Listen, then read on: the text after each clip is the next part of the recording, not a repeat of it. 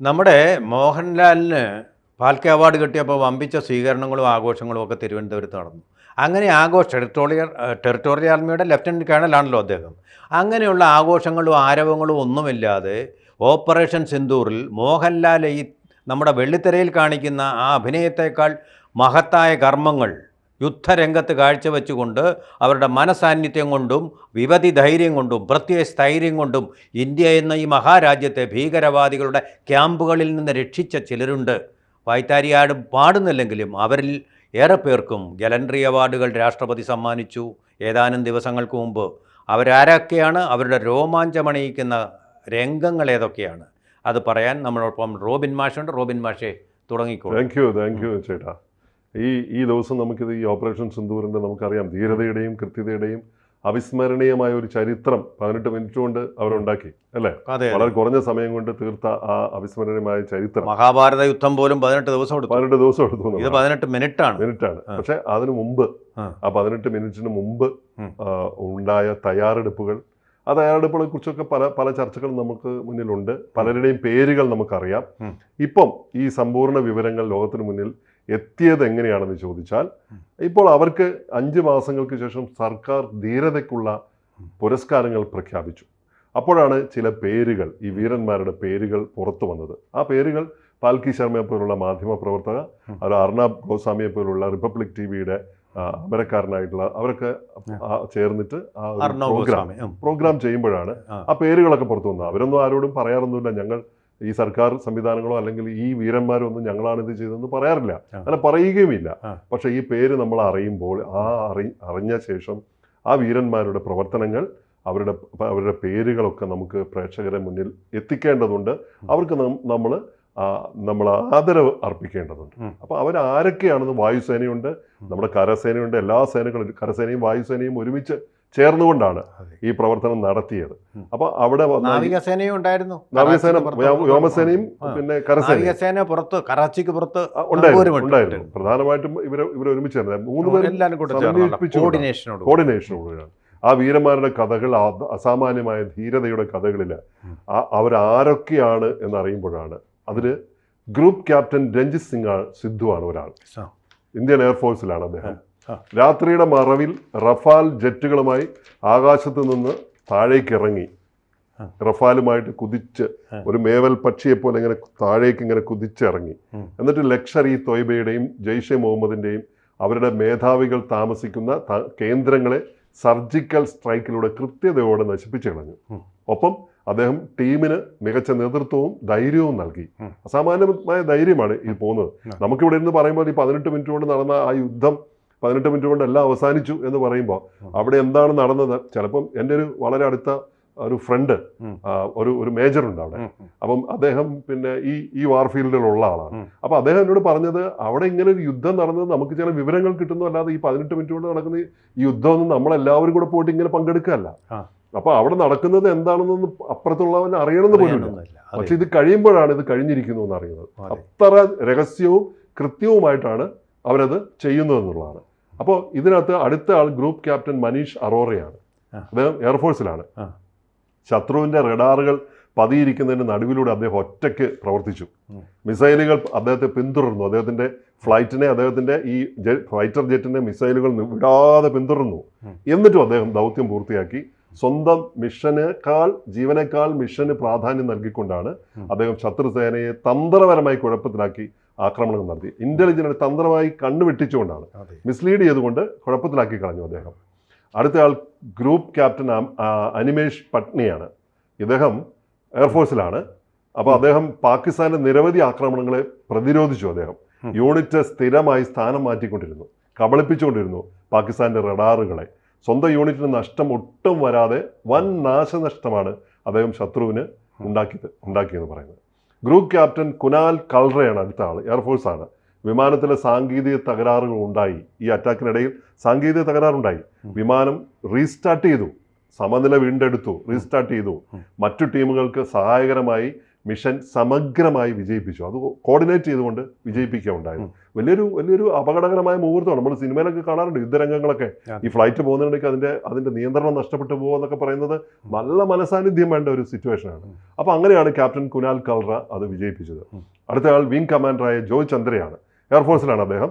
വിമാനത്തിൽ നിന്നും ഭൂമിയിൽ നിന്നും ഒക്കെ വെടിയുണ്ട്, താഴെ നിന്നും മുകളിൽ നിന്നും ഒക്കെ ശത്രുവിന്റെ വെടിയുണ്ടായിട്ടും വെടിയേറ്റിട്ടും ഫയർ ചെയ്തിട്ടും ലോ ലെവലിൽ പോയി റഡാറുകളെ വെട്ടിച്ചുകൊണ്ട് വീണ്ടും ആകാശത്തിലേക്ക് പിന്നെ ഉയർന്നു പൊങ്ങി, താഴേക്ക് ഇങ്ങനെ പോയിട്ട് വീണ്ടും ഉയർന്നു പൊങ്ങി ലക്ഷ്യം തൊട്ടുകൊണ്ട് സുരക്ഷിതമായി ബോംബിംഗ് നടത്തിയിട്ട് കിങ്ഫിഷറിനെ പോലെ ഇങ്ങനെ പോയി പൊന്മാനെ പോലെ നമ്മൾ പൊന്മാനെ പോലെ താഴേക്ക് പോയിട്ട് അത് കണ്ണ് വെട്ടിച്ചിട്ട് പോയിട്ട് വൂന്ന് പറഞ്ഞ് മുകളിലേക്ക് പോയിട്ട് കൃത്യമായി ബോംബിംഗ് നടത്തിയിട്ട് തിരിച്ചെത്തി.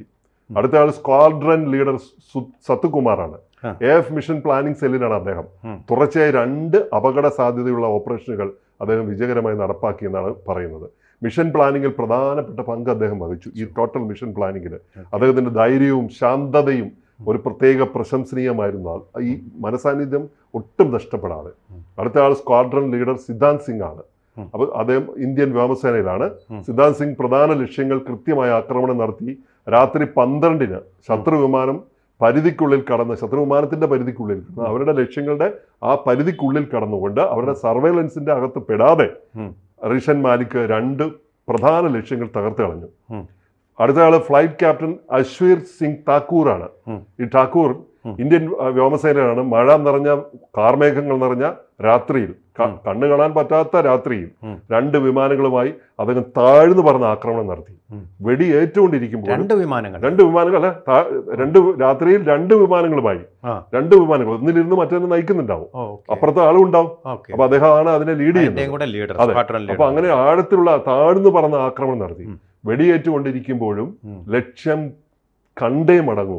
വെടി അവിടെ നിൽക്കട്ടെ, ആക്രമണം നിൽക്കട്ടെ, ലക്ഷ്യം തൊട്ട് ഒരു നഷ്ടവും വരുത്താതെ വിമാനങ്ങൾക്ക് തന്റെ ശരീരം എന്തെങ്കിലും പറ്റിയാൽ പറ്റി അത് ഏറ്റുവാങ്ങിക്കൊണ്ട് തന്റെ സഞ്ചരിക്കുന്ന വാഹനത്തിനോ വിലയേറിയ ഈ റഫേൽ വിമാനങ്ങൾക്ക് ഒരു അപകടവും വരുത്താതെ അദ്ദേഹം സുരക്ഷിതമായി തിരിച്ചു വന്നു എന്നാണ്.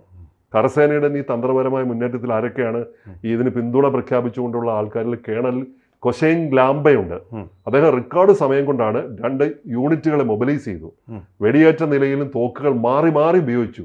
ഒരു തോക്കിൽ വെടിയുണ്ടകൾ തീരുമ്പോൾ അദ്ദേഹം അടുത്ത തോക്ക് മാറി മാറി വെടിയേറ്റ നിലയിൽ കിടക്കുന്ന ഒരു മനുഷ്യനാണെന്ന് പറഞ്ഞു. അങ്ങനെ മാറി മാറി ഉപയോഗിച്ചുകൊണ്ട് അദ്ദേഹത്തിന്റെ ധീരത, വീര്യം കാണിച്ചു എന്നതാണ്. ഒരുപാട് തീവ്രവാദ ക്യാമ്പുകൾ ഭൂമിയിലെ ക്യാമ്പുകൾ അദ്ദേഹം നശിപ്പിച്ചു. അടുത്തയാൾ കേണൽ സുഷിൽ ബിഷ് ആണ്. സാറ്റലൈറ്റ് ഇമേജുകൾ ഉപയോഗിച്ച് തീവ്രവാദ ക്യാമ്പുകളുടെ സ്ഥാനം കൃത്യമായി കണ്ടെത്തി. അദ്ദേഹം ഒരു ടെക്നീഷ്യൻ കൂടിയാണ്, ടെക്നോക്രാറ്റും കൂടിയാണ്. അപ്പോൾ ഇത് വെച്ചുകൊണ്ട് അദ്ദേഹം കൃത്യമായി തീവ്രവാദ ക്യാമ്പുകൾ കണ്ടെത്തി തൻ്റെ സേനയെ രാത്രിയിൽ അദ്ദേഹം മുന്നോട്ട് നയിച്ച് ശത്രുസ്ഥാനങ്ങളുടെ സമ്പൂർണ്ണ നശീകരണത്തിൽ കലാശിച്ച വിജയകരമായ ദൗത്യം അദ്ദേഹം പൂർത്തിയാക്കി. അപ്പം ഈ ആളുകളിലൂടെയൊക്കെ നമ്മൾ സഞ്ചരിച്ച് ഈ വീരന്മാരുടെ ജീവിതത്തിലൂടെ നമ്മൾ സഞ്ചരിച്ച് വരുമ്പോൾ ഞാൻ പറഞ്ഞില്ല, എൻ്റെ വളരെ അടുത്ത സുഹൃത്തായിട്ടുള്ള മേജർ അദ്ദേഹം ഈ യുദ്ധം കഴിഞ്ഞിട്ട് ഇമ്മീഡിയറ്റ് ആയിട്ട് അദ്ദേഹം നാട്ടിൽ വന്നിട്ട് ഞങ്ങളൊരു 3-4 ദിവസം എല്ലാ വൈകുന്നേരങ്ങളും ഞങ്ങൾ ഈ കഥകൾ പറഞ്ഞിരുന്നിരുന്നു. അപ്പോൾ എത്രത്തോളം വലുതാണ്, എത്രത്തോളം ധീരമാണ് ഈ ധീര യോദ്ധാക്കളുടെ, ഈ ജവാന്മാരുടെ, എല്ലാ സേനകളിലുള്ള ഈ ജവാന്മാരുടെ പ്രകടനങ്ങൾ, അവരുടെ ഉത്തരവാദിത്വം, അവരുടെ ധൈര്യം, ധീരത എന്നൊക്കെ ഞാൻ നേരിട്ട് അദ്ദേഹത്തിൽ നിന്ന് അത് മനസ്സിലാക്കിയിട്ടുണ്ട്. അപ്പം ഈ ആകാശത്ത് നിന്ന് ഭൂമിയിലേക്ക് നീണ്ട ഈ പോരാട്ടം, ഓപ്പറേഷൻ സിന്ദൂർ, കൃത്യതയുള്ള വ്യോമാക്രമണങ്ങൾ, കരസേനയുടെ ഈ ഷെല്ലാക്രമണങ്ങൾ, ഓപ്പറേഷൻ സിന്ദൂർ ഒരു സാധാരണ യുദ്ധമായിരുന്നില്ല എന്ന് നമുക്കിപ്പോൾ കൃത്യമായി നമുക്ക് മനസ്സിലാവുന്നു. ഇപ്പോൾ നമുക്ക് കുറച്ചുകൂടെ ബോധ്യമാവുന്നു എന്നാണ്. ഒരു കാര്യം പറഞ്ഞു, കാശ്മീരിൽ എൻ്റെ 2 സുഹൃത്തുക്കൾ പട്ടാളത്തിൽ, അവർ വലിയ റാങ്കിലുള്ളവരല്ല. ഞാനപ്പോൾ അവർ നാട്ടിൽ വന്ന സമയത്ത് എൻ്റെ സുഹൃത്തുക്കളായതുകൊണ്ട് ഞാൻ ചോദിച്ചു, നിങ്ങൾ അവിടെ അന്ന് ഭീകരവാദം കൊടി കുത്തി വാഴുന്ന സമയം നിങ്ങൾ എന്തിനവിടെ പോയി പട്ടാള വേഷത്തിൽ ശമ്പളവും വാങ്ങിച്ചുകൊണ്ടിരിക്കുന്നു? എത്ര ഇന്ത്യക്കാരെയെ കൊല്ലുന്നത്? അന്ന് ഈ അവരുടെ പൂജാരിമാരായിട്ടുള്ള ആൾക്കാരുണ്ടല്ലോ, അവിടുത്തെ പൂജാരിമാരായിട്ടുള്ള ആൾക്കാരെയൊക്കെ അവർ പലായനം ചെയ്തുകൊണ്ടിരിക്കുകയാണ്. ഒന്ന് പലരെയും കിണറ്റുകളും സ്കൂളുകൾ തകർക്കും, പാലങ്ങൾ തകർക്കും. നിങ്ങൾ എന്തിനാ പിന്നെ അവിടെ ഇരിക്കുന്നത്? എൻ്റെ മാഷെ, ഒറ്റ ദിവസം ഞങ്ങൾക്ക് തന്നാൽ മതി, ഇവരെ മുഴുവൻ ഞങ്ങൾ അമർച്ച ചെയ്ത് ഇല്ലാതാക്കാം. പക്ഷേ നമ്മുടെ രാഷ്ട്രീയ നേതൃത്വം, ഗവൺമെൻറ് അനുമതി നൽകുന്നില്ല. അനുമതി വന്നാൽ ഒറ്റ ദിവസം കൊണ്ട് തീർക്കാമെന്ന് ഞാൻ പറഞ്ഞു. പക്ഷേ ഒറ്റ ദിവസം പോലും വേണ്ടി വന്നില്ലെന്ന് 18 മിനിറ്റ് കൊണ്ട് തീർത്തു. അതിനുശേഷം ഒരു ഭീകരാക്രമണം ഉണ്ടായില്ലല്ലോ. ആ ഭീരുക്കളുടെ പഹൽഗാമിൽ അവർ കാണിച്ചത് ഭീരുത്വം. ഇതാണ് യഥാർത്ഥ ധീരത. ഇതാണ് ധീരത. ഈ ധീരത രാജ്യത്തിന്റെ വീരപുത്രന്മാർ ചരിത്രത്തിൽ രേഖപ്പെടുത്തിയ അവിസ്മരണീയമായ ഈ നിമിഷങ്ങൾ ഓക്കെ നമുക്ക് എല്ലാവർക്കും അഭിമാനത്തിന് വക നൽകുന്നതാണ്. തീർച്ചയായും ഈ മനുഷ്യൻ ഈ ധീരന്മാരെ മുഴുവൻ എത്ര ഓർത്താലും മതിയാവില്ല. അതുകൊണ്ട് ആ പേരുകൾ മാത്രം, അവരുടെ റാങ്കുകളോ അവരുടെ യൂണിഫോമിലോ നക്ഷത്രങ്ങളോ നമ്മൾ പറയുന്നില്ല, പേരുകൾ മാത്രം ഒന്ന്. രഞ്ജിത്ത് സിംഗ് സിദ്ധു തിരുത്തുണ്ടെങ്കിൽ മാഷ് വരുത്തിക്കണം.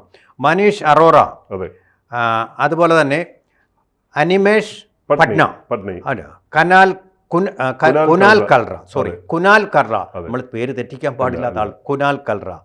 അതുപോലെ വിംഗ് കമാൻഡർ ജോയ് ചന്ദ്ര, ഓർക്കാൻ എളുപ്പമുണ്ട്. അതുപോലെ സത്തുകുമാർ, അതുപോലെ സിദ്ധാർത്ഥ് സിംഗ്, അതുപോലെ തന്നെ റിഷാൻ മാലിക്, മാലി മാത്രമല്ലേ ഉള്ളൂ, മാലി എന്ന് മാത്രമേ ഉള്ളൂ.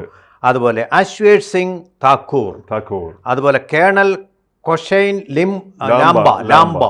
ലാംബ, അതുപോലെ സുശീൽ ബിഷ്. ഈ ലാംബ എന്ന് പറയുന്നത് ആദിവാസി വിഭാഗത്തിൽപ്പെട്ടാണെന്ന് ഞാൻ സംശയിക്കുന്നുണ്ട്. സുശീൽ ബിഷ്. ഈ വീരപുത്രന്മാരെ, നിങ്ങളോട് ഞങ്ങൾക്ക് വളരെ നന്ദിയുണ്ട്.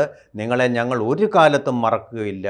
ഇത് നിങ്ങളാണ് യഥാർത്ഥ ധീരത, അല്ല നമ്മുടെ സിനിമാ നടന്മാർ കാണിക്കുന്ന ധീരതയല്ല നിങ്ങൾ കാണിച്ചത്. വിപരീത സാഹചര്യങ്ങളിൽ വിപതി ധൈര്യത്തോടു കൂടി പോയി ശത്രുവിൽ നിന്നുള്ള ഭീഷണികളെല്ലാം ഇല്ലാതാക്കിയതിന് ഈ രാജ്യം നിങ്ങൾക്ക് മുമ്പിൽ നമസ്കരിക്കും. കൂടുതൽ വാർത്തകളും വിശേഷങ്ങളും നിങ്ങളിലേക്ക് എത്താൻ ABC മലയാളം സബ്സ്ക്രൈബ് ചെയ്യുക, ബെൽ ബട്ടണും അമർത്തുക.